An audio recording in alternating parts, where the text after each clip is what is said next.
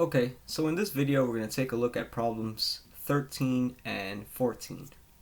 So number 13 states find and classify all relative extrema of f of x equals x to the fourth minus 4x squared plus 2. So first of all, just make a note that f of x is a polynomial function. It's defined for all x. So what we can do is, if we want to find and classify all our relative extremas, we can go ahead and apply the first derivative test. So when we apply the first derivative test, the first thing that we have to do is find the derivative of f. So, oops, hit the camera again. We're going to have the following. We're going to have that f prime of x is going to equal to, well, take the derivative of x to the fourth, you're going to get 4x cubed.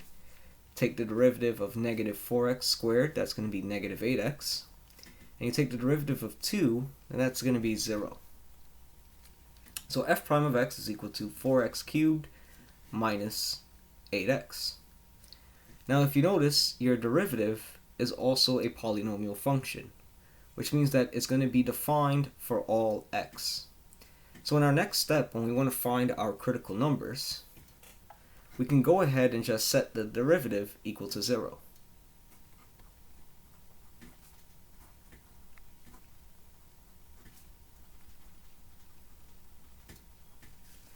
So if we set the derivative equal to 0, we're going to have 4x cubed minus 8x is equal to 0.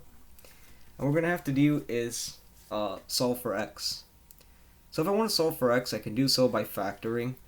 First of all, 4x cubed minus 8x, I can factor out a 4x, and that will leave me with x squared minus 2 equals to 0. And I can split this into two equations. If I split this into two equations, we're going to have 4x equals to 0, and we're going to have x squared minus 2 is equal to 0. And now I want to solve for x. So if I want to solve for x, in the first case, we're going to get that x equals 0. So that's one critical number. In the second case, I could have added 2 on both sides. So that way I have x squared is equal to 2. And I'll just note that if I take the square root on both sides, then x can possibly be equal to plus or minus square root of 2. Why am I using plus and minus? Well, if I use positive square root of 2, when I plug it back into the equation, then I'm going to have square root of 2 squared, which will be just 2. So 2 minus 2 is equal to 0. That checks. And if I use the negative square root of 2, just note that when I square it, the negative becomes positive, and the square root of 2 becomes a 2. So 2 minus 2 is equal to 0. That also checks. So we have three critical numbers. So our critical numbers in order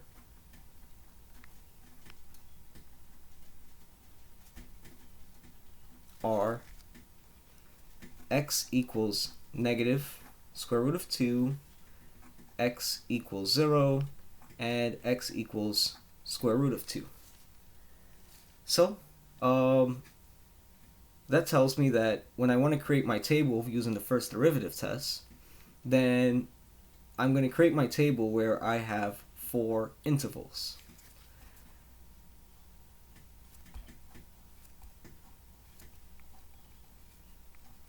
So here are going to be our intervals.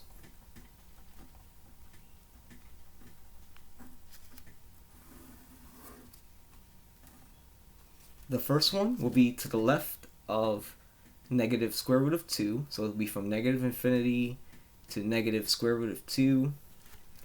The next one will be now between negative square root of 2 to 0.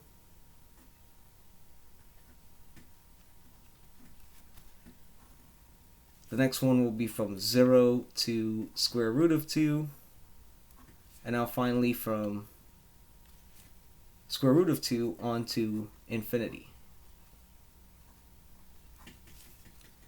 So for each interval, I want to choose test values.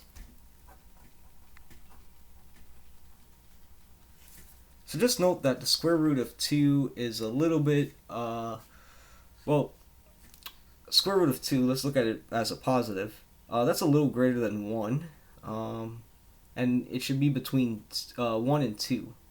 So when I want to choose these test values, I want to choose something that should be basically a little, well, for the interval from negative infinity to negative square root of 2, I want to choose something that's like less than negative square root of 2. So I can choose a value like negative 3, negative 2 itself, since the square root of 2 is basically between 1 and 2. So I can use the value, if I want just on the safe side, I'm going to use negative 3.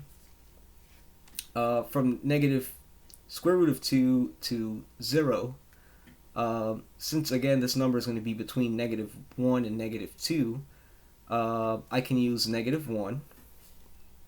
Now from 0 to square root of 2 I can use positive 1, and then from square root of 2 to infinity I can use 3. So those are going to be my test values. Now I want to compute the sine of each of them. Right? So I'm plugging each of these values now into my first derivative.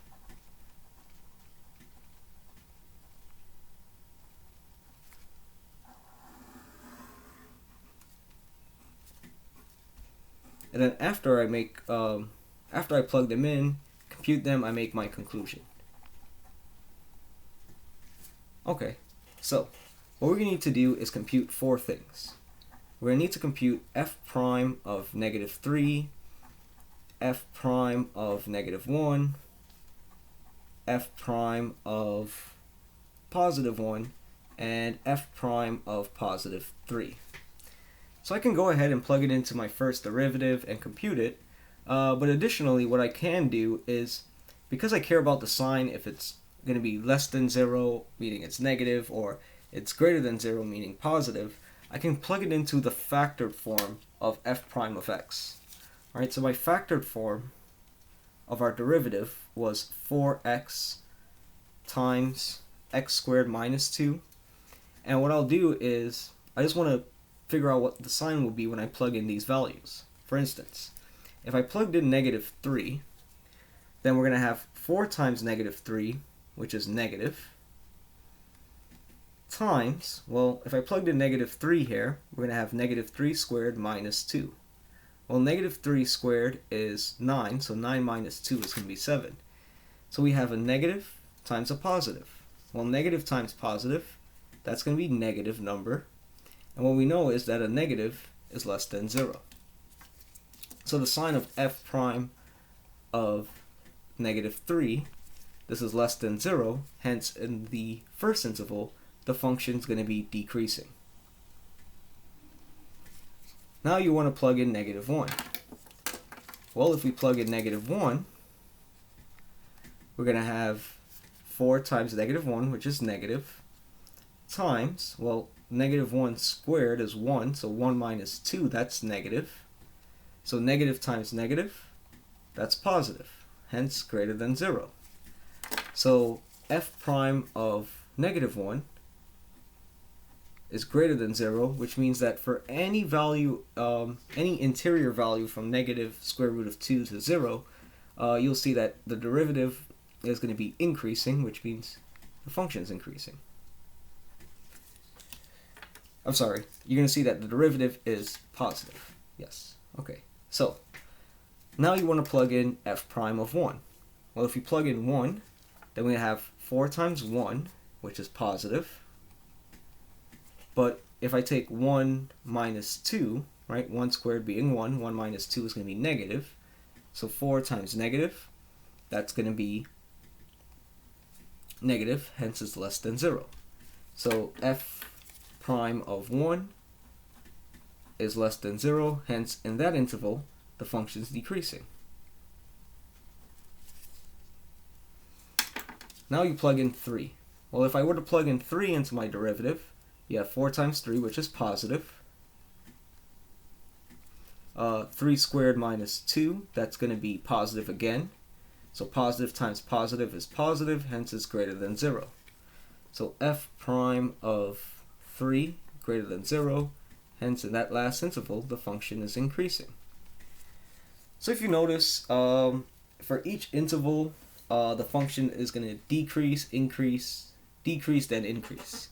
Which means by the first derivative test, we're going to have relative extrema at the square root of negative square root of 2, 0, and square root of 2.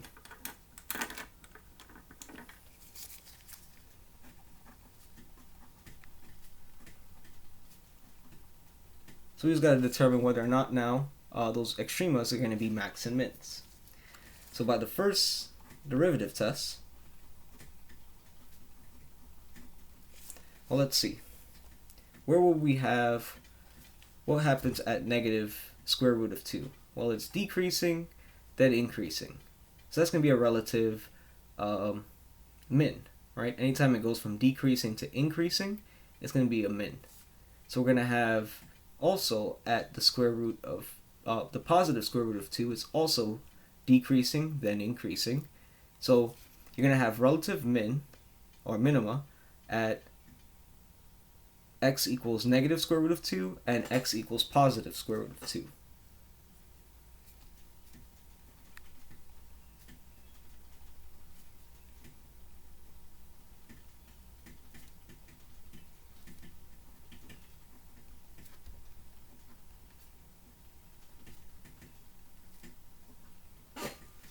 Now, if you notice, to the left of 0, it's increasing, and from the right of 0, it's decreasing. That will give you a relative max. So we have a relative min at x equals negative square root of 2, and x equals square root of 2, and, hopefully I can fit this, relative max at x equals 0. And that's it to this problem. Find the first derivative, find your critical numbers, create your table, and just apply the first derivative test. That's it. Okay, on to number 14. So number 14, we want to find the absolute maximum and minimum values of f of x equals 4x cubed minus 3x squared on the closed interval from negative 1 to 1. So what you want to do is first find the derivative of f prime of x. Right? So this problem is a 4-step process. It's usually 3, but the 4th step is just comparing numbers. So your first step is find the derivative. Well, the derivative of 4x cubed is going to be 12x squared. Derivative of 3x squared is negative 6x. So since you're dealing with a quadratic here, you know that the derivative is defined for all x, so therefore you can just set your derivative equal to 0, so that way you can find your critical numbers. So we have 12x squared minus 6x equals to 0. Well, I'm going to have to factor this out. So we're going to have that I can factor 6x out of 12x squared minus 6x. And we're going to have 2x minus 1 equals to 0. Now I can split this into two equations. We're going to have 6x equals 0 and 2x minus 1 is equal to 0. So here we're going to get x equals 0 if we solve for x. Here if we add 1 on both sides, then divide by 2, you'll get x equals 1/2. So these are going to be your two critical numbers. And just note that these critical numbers are indeed inside my closed interval from negative 1 to 1. If it was anything outside of this interval, then I'll just omit that critical number. I wouldn't have used it. It must be inside the closed interval. So our critical numbers are x equals 0, x equals 1/2. So now what we want to do is basically evaluate the function f at its endpoints and your critical numbers.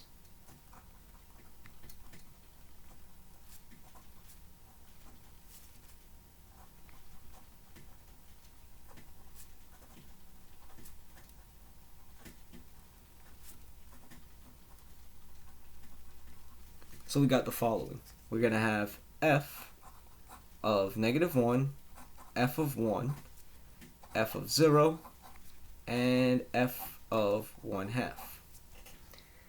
So again, I have to plug in all of these values into f of x. So when I plug in -1, we're going to have 4 times -1 cubed minus 3 times -1 squared. Well, -1 cubed is -1, so -1 times 4 is -4. -1 squared is 1, so you're going to get 1 times -3 is -3. So -4 minus 3, that's just -7. You just apply -4 plus -3, get -7. Well, if you plug in 1, you're going to get 4 times 1 to the third minus 3 times 1 squared. Well, let's see. 1 cubed is 1, so you get 4. 1 squared is 1, so you're going to get -3. So 4 minus 3 is going to be 1. Well, if I plug in 0, this one's a nice one. 4 times 0 cubed minus 3 times 0 squared. This is going to be just 0, right? 0 minus 0, 0. And now f of 1/2, this is not a nice one. This is a pretty bad one to do. You're going to have 4 times 1/2 to the third minus 3 times 1/2 squared. So in this case, I have to distribute my exponents inside of my fraction. So I'm going to have 1 raised to the third power and 2 raised to the third power. So that'll be 4 to the times 1 over 2 to the third power, which is 8, minus 3 times 1/2 squared. So that's going to be 1 over 4. And now I'm going to simplify this. Well, 4 over 8, I can write that as 1/2 minus 3 over 4. 1/2 minus 3 over 4, if I find out basically a common denominator between 2 and 4, that's going to be 4. So I can rewrite 1/2 as 2/4. I can rewrite 3/4. Oh, well, nope, I don't have to rewrite it. I can just leave it alone, since the denominator is already 4. So you have 2/4 minus 3/4. That's going to be -1/4, which is basically -0.25. So now I have to compare the 4 values, right? Which one will be the absolute max, which one will be the absolute min. So if you compare the 4 numbers, you're going to see that you'll have an absolute min of -7. It occurs at x equals -1. And you're going to have an absolute max of 1 at x equals 1. So in this case, you'll see that your absolute max and min values occur at the endpoints of your intervals. That's not always going to be the case. It can happen to, your absolute max and min values can actually happen at your critical numbers, or at least one of the critical numbers and at least one of the endpoints. So again, it's going to be very important that you evaluate f at both the endpoints and your critical numbers.